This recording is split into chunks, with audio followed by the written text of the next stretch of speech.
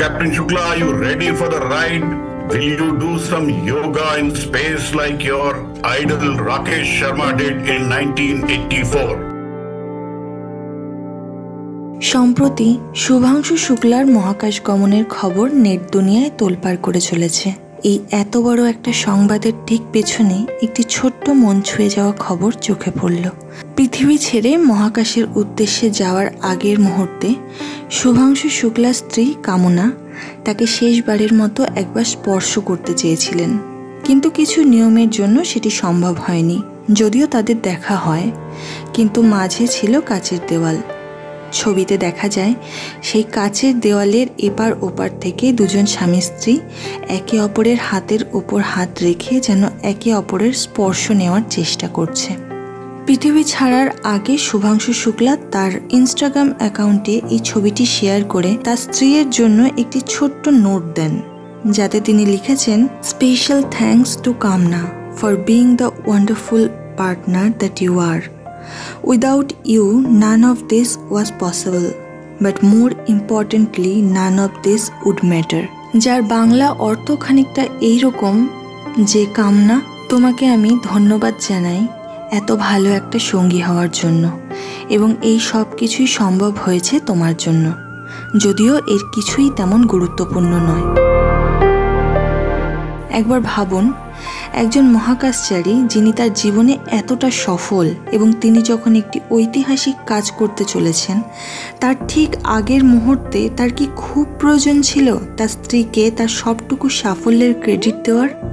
আজ্ঞে হ্যাঁ, যারা প্রকৃত ভালোবাসার সংজ্ঞা বোঝেন, যারা প্রকৃত ভালোবাসতে জানেন, তারা কখনোই নিজের সঙ্গীকে তার সাফল্যে, তার খুশিতে, তার জীবনের প্রতিটি মুহূর্তের ভাগিদার করতে ভোলেন না।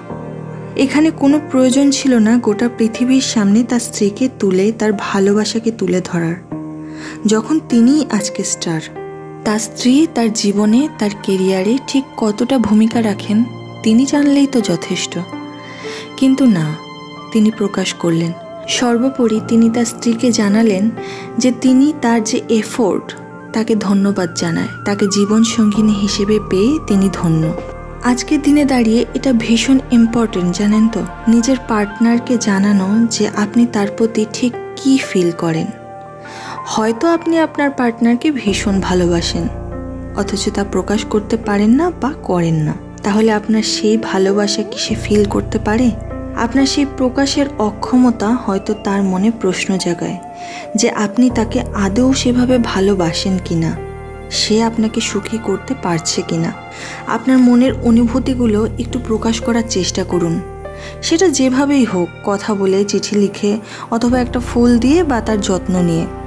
দেখবেন আপনার অপর দিকের মানুষটি কেমন আনন্দে আত্মহারা হয়ে ওঠে।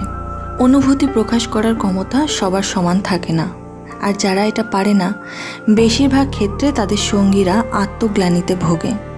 তারা কখনোই সম্পর্কে পুরোপুরি কমফোর্ট ফিল করতে পারে না। স্বামী স্ত্রী একে অপরের পরিপূরক, তাদের মধ্যেকার সম্পর্কটা রক্তের নয়, মনের। তাই দুজনের মনের খবর যদি দুজনের কাছে পুরোপুরি না থাকে, সেই সম্পর্কের আত্মপ্রকাশ ভালোভাবে হয় না। আপনার সম্পর্ক যত পুরনোই হোক না কেন, নিজের সঙ্গীর প্রশংসা করুন।